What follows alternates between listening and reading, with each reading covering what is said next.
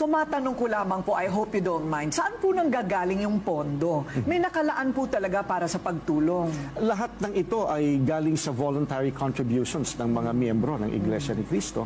At siyempre, under the administration of the church. Ano? Yes, So, yes. sa amin talaga nanggagaling. Paano po ninyo pinipili kung sino po ang tutulungan? Kung nangangailangan, makikita naman, madali namang malaman kung talagang nangangailangan o hindi. Gaya ng mga napanood na natin kanina, mga biktima ng natural calamities, may mga pagkakataon naman na yung natural calamities ay pinalalala ng mga man-made problems. Pagka halimbawang humiling ng tulong at kayang tulungan ng iglesia, hindi naman namin sinasabing kaya naming lunasan lahat ng suliranin sa mundo. Kaya nga, ang itinuturo natin sa tao ay, meron tayong Diyos. Hindi nawala ang Diyos sa buhay ng mga tao. Siya ang lumalang sa atin, napakabait, napakabuti niya, mahabagin siya.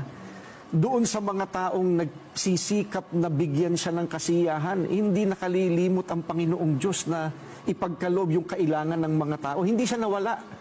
Yung iba, maaring nadaig sila ng problema o ano pa mang bagay na nangyayari sa buhay nila. Ang Iglesia ni Cristo, pilit ipinaaalaala.